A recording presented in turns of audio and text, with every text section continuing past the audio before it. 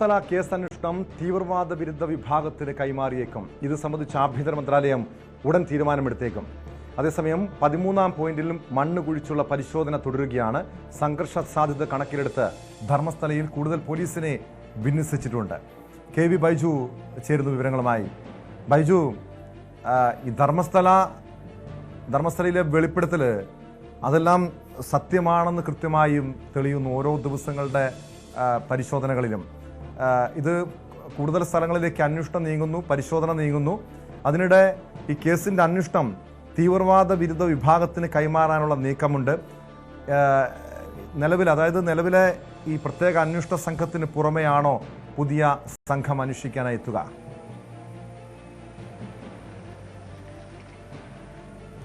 ടോമേ, ഞാനിപ്പോൾ നിൽക്കുന്നത് ഈ പോയിന്റ് 13 ഇതാണ് ഏറ്റവും ഒടുവിലായി ആദ്യഘട്ടത്തിൽ മാർക്ക് ചെയ്ത പോയിന്റ്. പക്ഷേ ഇന്ന് പരിശോധന ഉണ്ടായിട്ടില്ല.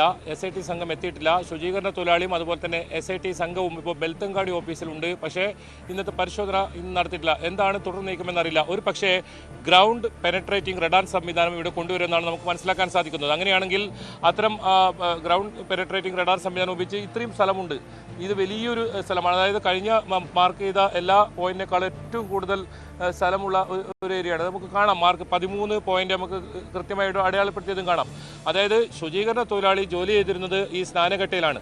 അതിന് സമീപത്താണ് ഈ ഒരു 13-ാം പോയിന്റ് ഉള്ളത്. ഇവിടെ പരിശോധന വളരെ നിർണായകമാണ്. ഒരുപാട് മൃതദേഹങ്ങൾ ഇത്തരത്തിൽ കുഴിച്ചിട്ടെന്ന് പറയുന്ന ഒരു പ്രദേശം കൂടിയാണ്. അതുകൊണ്ട് തന്നെ വളരെ ശാസ്ത്രീയമായ രീതിയിൽ ഇവിടെ പരിശോധന നടത്താനാണ് SIT തീരുമാനിച്ചിട്ടുള്ളത്.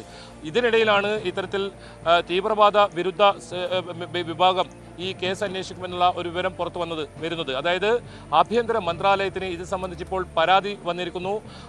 ആഗസ്റ്റ് 2-നാണ് ഇത്തരത്തിൽ പരാതി വന്നിരിക്കുന്നത്. ആഗസ്റ്റ് 4-ന് ഈ പരാതി തീവ്രവാദ വിരുദ്ധ വിഭാഗത്തിന് കൈമാറിയിട്ടുണ്ട്. അവർ ഇത് അന്വേഷിച്ച് വരികയാണ്. ഒരു പക്ഷേ NIA ഉൾപ്പെടെ ഇവിടെ അന്വേഷണത്തിന് ഉണ്ടാകാനുള്ള ഒരു സാധ്യതയുണ്ട്. ഇത് സംബന്ധിച്ച ഒരു അന്തിമ തീരുമാനം ഇതുവരെ വന്നിട്ടില്ല. നിലവിൽ SITക്ക് തന്നെയാണ് ഇവിടെ അന്വേഷണ ചുമതലയുള്ളത്. തീവ്രവാദ വിരുദ്ധ വിഭാഗം എന്ന് പറയുന്നത് സംസ്ഥാന ആഭ്യന്തര വകുപ്പിന് കീഴിലുള്ള തീവ്രവാദ വിരുദ്ധ വിഭാഗമാണോ അതോ കേന്ദ്ര NIA സംഘമായിരിക്കുമോ, ഈ ദേശീയ അന്വേഷണ ഏജൻസി ആയിരിക്കുമോ ഈ കേസുമായി ബന്ധപ്പെട്ട അന്വേഷണം നടത്തുക?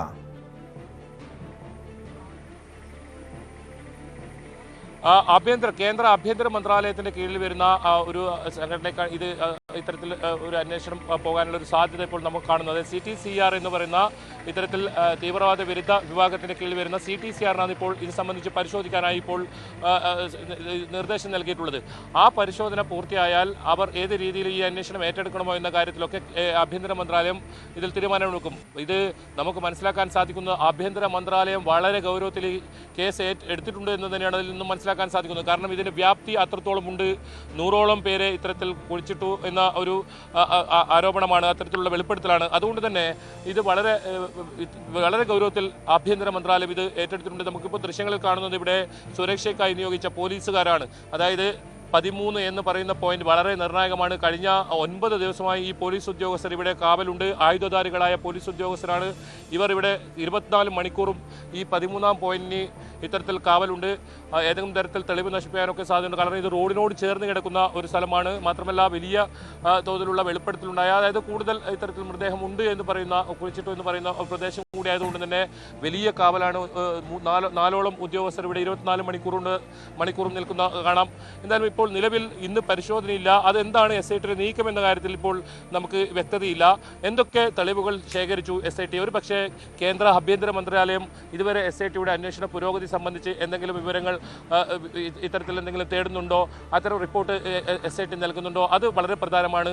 അതാണിപ്പോൾ നമുക്ക് ഈ കാര്യത്തിൽ കൃത്യമായ ഒരു SITയുടെ ഭാഗത്തു നിന്നും വിവരങ്ങളൊന്നും തന്നെയില്ല. ഇവിടുന്ന് എന്തൊക്കെ വസ്തുക്കൾ ഇത്തരത്തിൽ കുഴിച്ചെടുത്തോ അത്തരം കാര്യങ്ങളൊന്നും SIT ഇതുവരെ പുറത്തുവിട്ടിട്ടില്ല. പല സ്ഥലങ്ങളിൽ നിന്നും വളരെ നിർണായകമായ തെളിവുകൾ ലഭിച്ചിട്ടുണ്ടെന്നാണ് നമുക്ക് മനസ്സിലാക്കാൻ സാധിക്കുന്നത്. അത് നമ്മൾ ഇന്നലെ വരെ വളരെ വിശദമായ ആ രീതിയിലുള്ള റിപ്പോർട്ടുകൾ കൊടുത്തിട്ടുണ്ട്. പക്ഷേ അതിനെല്ലാം സ്ഥിരീകരണം വരേണ്ടത് SITയുടെ ഭാഗത്തു നിന്നാണ്. ഏതായാലും നമ്മളിപ്പോൾ റിപ്പോർട്ട് ചെയ്യുന്ന ഈ സ്ഥലമാണ് വളരെ പ്രധാനം. ഇപ്പോൾ ദൃശ്യങ്ങളിൽ കാണാം, അത് വലിയ ഒരു ഏരിയയാണ്. ഇത്തരത്തിൽ റിപ്പോർട്ട് മാർക്ക് ചെയ്ത് വെച്ചിട്ടുണ്ട്. പോലീസ് സുരക്ഷയും കൃത്യമായി ഇവിടെയുണ്ട്. റോഡിനോട് ചേർന്ന് കിടക്കുന്ന നേത്രാവതി പുഴയ്ക്ക് സമീപമുള്ള സ്നാനഘട്ട സമീപമാണ് ഈ സ്ഥലം.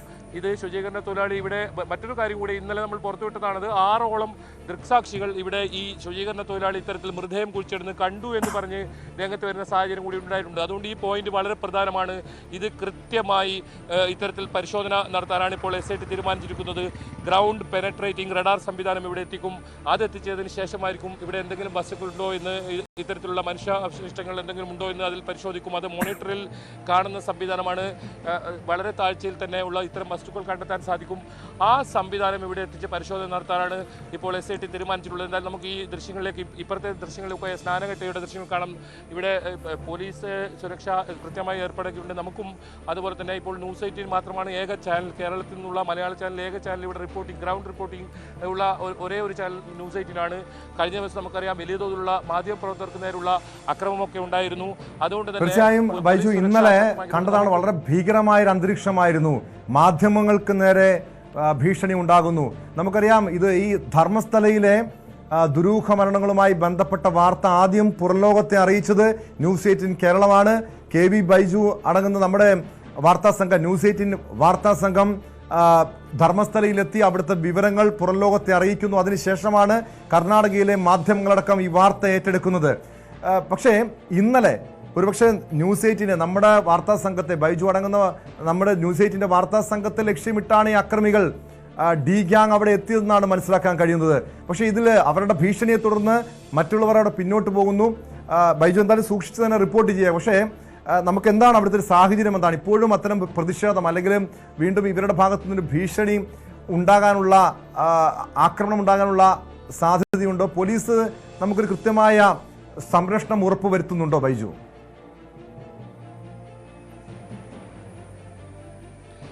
നിലവിൽ അല്പസമയം മുമ്പാണ് ഇത്തരത്തിൽ പോലീസിന്റെ ഒരു സംരക്ഷണം നമുക്ക് ലഭിച്ചു തുടങ്ങിയത്. കാരണം ജില്ലാ SP K Arunkumar, doctor K Arun ഇത് സംബന്ധിച്ച് ധർമ്മസ്ഥല പോലീസിന് കൃത്യമായ നിർദ്ദേശം നൽകിയിരിക്കുന്നു. പ്രത്യേകിച്ച് കേരള മാധ്യമങ്ങൾക്കാണ്, ന്യൂസ് 18 ഇപ്പോൾ ഇത്തരത്തിൽ സുരക്ഷ ഏർപ്പെടുത്തിയിട്ടുള്ളത്. പ്രധാനമായും കേരള മാധ്യമങ്ങൾക്ക് എതിരെ ഇത്തരത്തിൽ അക്രമം ഉണ്ടാകാൻ സാധ്യതയുണ്ടെന്ന ഇവർക്ക് ഇന്റലിജൻസ് റിപ്പോർട്ടുണ്ട്. ഏതായാലും ഇപ്പോൾ 5 പേർക്കെതിരെയാണ് ഇത്തരത്തിലൊരു അക്രമം ഉണ്ടായത്. 5 മാധ്യമപ്രവർത്തകർ ഇപ്പോൾ ആശുപത്രിയിൽ ചികിത്സയിലാണ്. ഇവരുടെ ഉപകരണങ്ങൾ, ഇവരുടെ വാഹനങ്ങളെല്ലാം തകർത്തിട്ടുണ്ട്. അതിനുശേഷം വലിയ പ്രതിഷേധമാണ് ആക്ഷൻ കമ്മിറ്റിയുടെ നേതൃത്വത്തിൽ ഇന്നലെ ഉണ്ടായത്. ഒരുപാട് ആളുകൾ, 1000ഓളം ആളുകൾ ആശുപത്രിയിൽ എത്തുന്ന സാഹചര്യം ഉണ്ടായിരുന്നു. ഇപ്പോഴും ആ പ്രതിഷേധം അതേപടി തുടരുന്നുണ്ട്. ഇനി ഒരുപക്ഷെ ഇന്നലെ ഇത്തരത്തിലുള്ള ഒരു സംഘർഷമുണ്ടായ പശ്ചാത്തലത്തിലാണോ ഇന്ന് പരിശോധന ഒരു ദിവസത്തേക്ക് നിർത്തിവെച്ചതെന്ന് അറിയില്ല. എന്തായാലും അത് സംബന്ധിച്ച് വിശദീകരണമൊന്നും ലഭിച്ചിട്ടില്ല. ഇപ്പോഴും ഇവിടെ ഒരു കൃത്യമായ ഭീകരമായൊരു അവസ്ഥ തന്നെയാണ്. ഏതെങ്കിലും തരത്തിൽ എല്ലാ സ്ഥലങ്ങളിലും പോയി റിപ്പോർട്ട് ചെയ്യാൻ കഴിയുന്ന സാഹചര്യമല്ല. മാത്രമല്ല ഒരു 5 മണി കഴിഞ്ഞാൽ ഇത്തരത്തിൽ ഇവിടെ റിപ്പോർട്ട് ചെയ്യുന്നത് സൂക്ഷിച്ചു വേണമെന്ന ഒരു മുന്നറിയിപ്പും പോലീസ് നൽകുന്നുണ്ട്. ഏതായാലും ഇപ്പോൾ നമുക്ക് പോലീസിന്റെ സുരക്ഷയിലാണ് ഈ റിപ്പോർട്ടിംഗ് ഉള്ളത്. ഈ പരിസരത്ത് ഇത്തരത്തിലുള്ള ഗ്യാങ് ഇപ്പോഴും ഉണ്ട് എന്നതിൻ്റെ ഏറ്റവും വലിയ തെളിവാണ് ഇന്നലെ ആ രീതിയിലുള്ള അഴിഞ്ഞാട്ടം ഉണ്ടായത്. ഇവരുടെ വലിയ തോതിൽ സംഘം ഇത്തരം വാഹനങ്ങൾ എത്തുകയും ഇരുമ്പ് തണ്ടും മറ്റ് ആയുധങ്ങളും ഉപയോഗിച്ച് ആക്രമിക്കുന്ന സാഹചര്യമാണ് ഉണ്ടായത്. അത് ഇനിയും ഉണ്ടാകാനുള്ള സാധ്യത തള്ളിക്കളയാൻ സാധിക്കില്ല. കാരണം അവരിപ്പോഴും ഇവിടെ ആക്റ്റീവായി ഉണ്ട് എന്ന് പറയേണ്ടി വരും. എന്തായാലും ആ കാര്യത്തിൽ ഈ സ്ഥലങ്ങളൊക്കെയാണ് വളരെ പ്രധാനം. ടോമ, ഒരിക്കൽ നമ്മൾ നേരത്തെയൊക്കെ ഇവിടെ റിപ്പോർട്ടിങ്ങിന് പോലും പറ്റാത്തൊരു സാഹചര്യം ഉണ്ടായിരുന്നു. നിലവിൽ ആ സ്ഥലങ്ങളെല്ലാമാണ് ഇപ്പോൾ നമ്മൾ ദൃശ്യങ്ങളിൽ കാണുന്നത്. ഇവിടെ പോലീസ് ബാരിക്കേഡ് ഉൾപ്പെടെ സ്ഥാപിച്ചിട്ടുണ്ട്. പോലീസ് ബസ് കുറച്ച് അപ്പുറത്ത് മാറി വലിയ ബസ് പോലീസുണ്ട്. SP ഇവിടെ ക്യാമ്പ് ചെയ്യുന്നുണ്ട്. IG ഉണ്ട് ഇവിടെ ക്യാമ്പ് ചെയ്യുന്നുണ്ട്. അത്തരത്തിൽ ഉന്നത ഉദ്യോഗസ്ഥരെല്ലാം ക്യാമ്പ് ചെയ്ത് ഏതെങ്കിലും തരത്തിൽ ക്രമസമാധാന പ്രശ്നം ഉണ്ടാകാതിരിക്കാൻ പോലീസ് വളരെ ജാഗ്രതയാണ്. പ്രത്യേകിച്ച് മാധ്യമങ്ങൾക്ക് നേരെ വ്യാപകമായ അക്രമം ഉണ്ടാകുന്ന സാഹചര്യം കൂടിയുണ്ട്.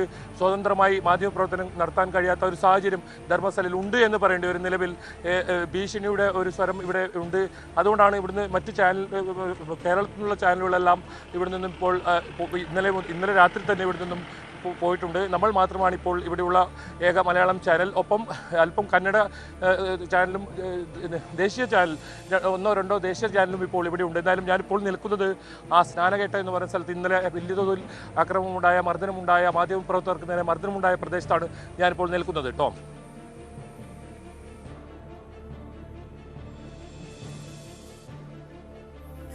വ്യക്തമാണ്. വലിയ ഭീഷണിയുടെ നടുവിലാണ് KV ബൈജു ധർമ്മസ്ഥലയിൽ നിന്നും കാര്യങ്ങൾ റിപ്പോർട്ട് ചെയ്യുന്നത്. അവിടുത്തെ ദുരൂഹ മരണവുമായി ബന്ധപ്പെട്ട്, അതായത് സൗജന്യനെ പോലെ, അതുപോലെ അനന്യ ഭട്ടിനെ പോലുള്ള നിരവധി പെൺകുട്ടികളുടെ കുടുംബങ്ങളുടെ കണ്ണീര് വീണ ഒരു മണ്ണാണ്. നിരവധി സ്ത്രീകളുടെ ചോര വീണ മണ്ണാണത്. അവിടെയാണ് കെ വി ബൈജു വളരെ ധീരമായി ഈ കാര്യങ്ങൾ റിപ്പോർട്ട് ചെയ്യുന്നതിന് കാരണമുണ്ട്. കാരണം അവിടുത്തെ സത്യാവസ്ഥ, അവിടെ കുഴിച്ചിട്ട രഹസ്യങ്ങളത് പുറത്തു കൊണ്ടുവരണം. പോലീസ് പോലും ഭയപ്പെട്ട, അല്ലെങ്കിൽ പോലീസ് പോലും അട്ടിമറിക്കാൻ ശ്രമിച്ച കേസിലാണ് ന്യൂസ് 8-ൻ്റെ കെ വി ബൈജു ഉൾപ്പെടുന്ന ന്യൂസ് 18 വാർത്താ സംഘത്തിൻ്റെ ഇടപെടൽ ഉണ്ടാവുകയും അത് പുറംലോകത്തെ അറിയിക്കുകയും ആക്ഷൻ കൗൺസിലിൻ്റെ പോരാട്ടത്തിന് കൂടുതൽ കരുത്തു പകരുകയും ചെയ്തത്. അതേ തുടർന്നാണ് സംസ്ഥാന സർക്കാർ, കർണാടക സർക്കാർ പ്രത്യേക അന്വേഷണ സംഘത്തെ നിയോഗിച്ചത്. പക്ഷേ ഇത് പലരെയും അസ്വസ്ഥപ്പെടുത്തുന്നുണ്ട്, ഭയപ്പെടുത്തുന്നുണ്ട്, അവരെ പ്രകോപിതരാക്കുന്നുണ്ട്. അതിൻ്റെ ഭാഗമായിട്ടായിരുന്നു ഇന്നലെ ധർമ്മസ്ഥലയിലെ മാധ്യമ പ്രവർത്തകർക്ക് നേരെയുണ്ടായ ആക്രമണം.